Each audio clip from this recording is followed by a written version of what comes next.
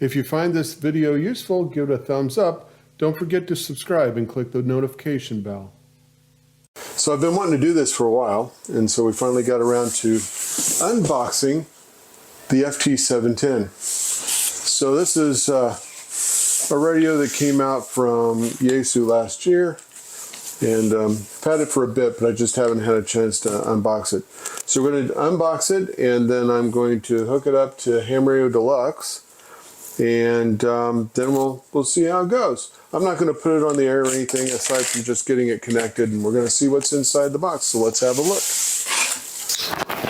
We always like to keep the boxes, right? So you got to keep the box nice and neat. Here's the manual, obligatory Yaesu sticker, the very popular Yaesu map. But again, we're hams, so we don't read the manual, so we'll just set it over here though. We have the power cable.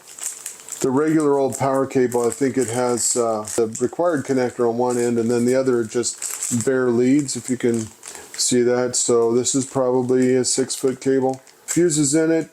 It's got two 25 amp fuses in line with the positive and negative. And then what you get here is some screws. Those are probably for, I don't know, we might read the manual to figure out what these screws are. This is the microphone clip. Suppose you could run this mobile and you could figure out a way to stick this into your brand new vehicle's dash. And then it's got a spare 25 amp fuse and a microphone. So the microphone is a Yaesu SSM75E microphone. It's got some function buttons on the front, typical up, down on the top, and it's got the looks like the RJ45 connector on that one as well. So that was in there, and then you get a speaker. This is pretty nice. Kind of open this up. You got a looks like an 1/8 inch speaker connector on the back. Most likely goes into the back of the radio like they all do.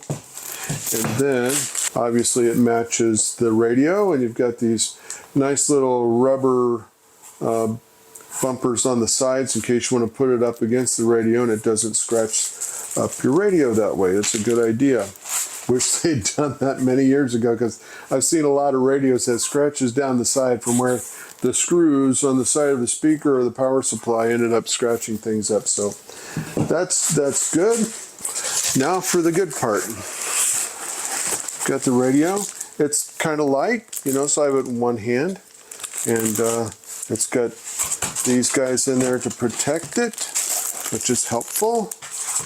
And then it's a pretty radio, as all Yaesu radios are. So here we go. And then I'll spin it around here so we can have a better look at it. So it reminds me of the FTDX10. There's a SD card slot on the side. When I power this up, I'm sure this will light up with menu options. Power buttons over here, like most of them are. It does have, you can get a mobile mount for this, like I said earlier. So if you're going to mount this in your vehicle, you can do that. Then all the connectors are on the back. So there's 2 types of USB. That's interesting. Here is a display port. So this is for video. A lot of people say, how do you get this radio to show up on a screen? It was sort of this sexy front screen. How do you get that on an external screen? And that's the connector you would use for that. There's your power connector, antenna connector. If you have a tuner or a linear, it goes here. Your grounding post here. This external speaker goes into here.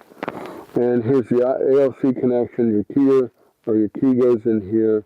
And radio data, if you have an external radio data controller, you can plug it in there. So with most of these newer radios, when you to get this going, we'll do this here in a minute.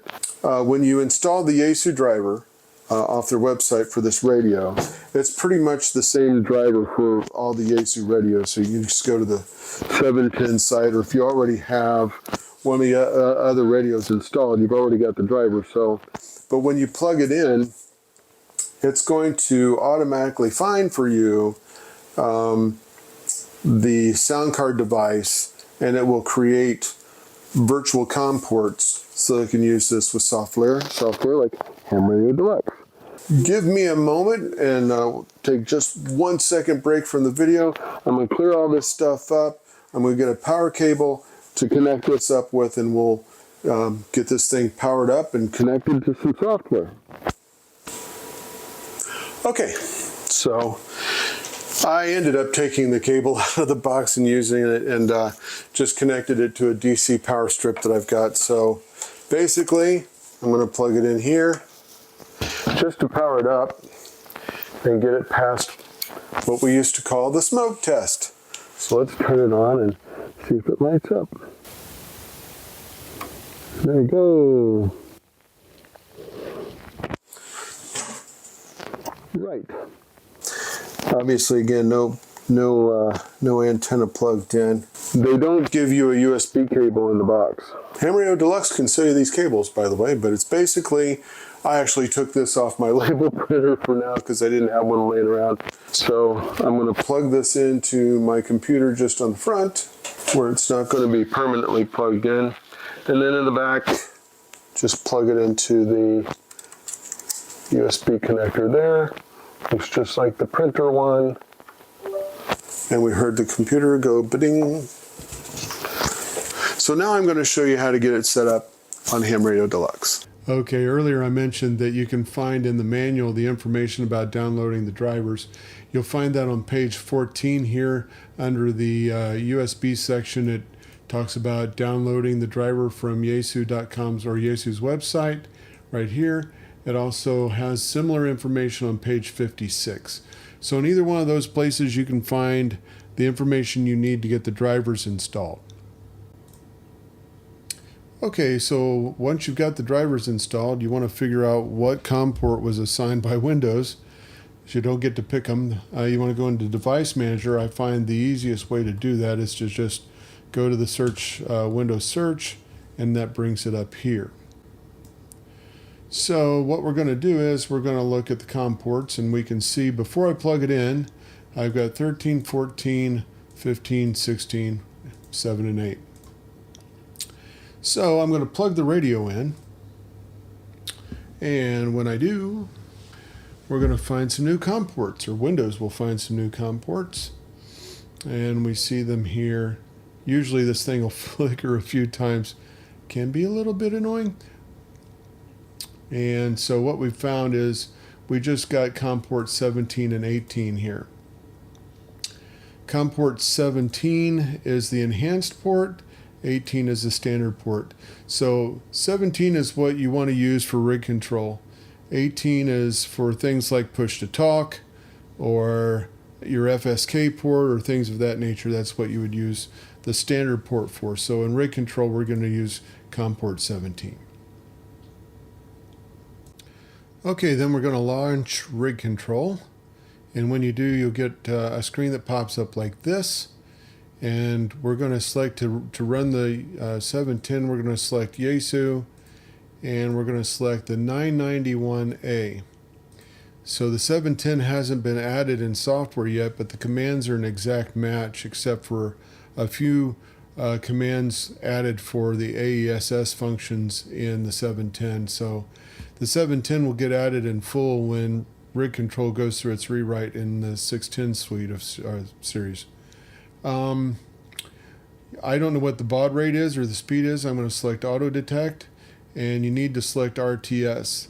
In fact, you need to select RTS for any Yaesu radio. Occasionally we'll get people connecting Ham Radio Deluxe to the 710 using the 991 and 991A, and if they don't select the RTS, it just doesn't work well. But that's the same thing for any Yaesu radio, so also always select RTS. And then we're going to click on connect, and it fired it right up. If I'm curious about what the baud rate is, I can go back in and look at the connection for that, which is 38400, which is on COM 17, but it's the same, 38400. So there we are. So if I grab the knob on the radio and give it a spin, we can see that it's adjusting the frequency there, tracking the radio, and of course I can change frequency and mode and everything from that screen there. Okay, now that we got the radio connected in rig control, we want to make sure it's going to work in Logbook or any of the other applications. So if I look at the radio pane, I can see it's connected. It's going to show 991 there. That's perfectly fine. Again, if I change the dial on the radio, we're going to see that move, and it's all perfectly cool. So everything's good to go. So if I'm looking at one of these DX spots over here, if I double click on one of them, like this one here, it's going to change the frequency to that band, and a lot of the DX or the digital mode ones, you need to set the mode manually, but if you find a CW spot like this one here, double click on that, it's automatically going to take you to that frequency and mode. And then if you want to work the station, you click on the Logbook button here. It fires up a log entry form. The frequency and mode are already set. The lookup's done. We know who he is, where he lives, and all that. So we can click on add and it'll go directly into the logbook. So pretty straightforward as far as setup is concerned, and it's pretty quick to get going. I like the radio overall, and looking forward to putting it on the air. All right, so hopefully that was helpful. I learned a little bit about the radio myself. Pretty straightforward and simple though. It's not a lot in the box. Pretty simple. Looks like a good radio. I'm anxious to put it on the air. And when I do, I'll see you guys on the air. 73 from Whiskey Alpha 9, Papa India Echo, Mike.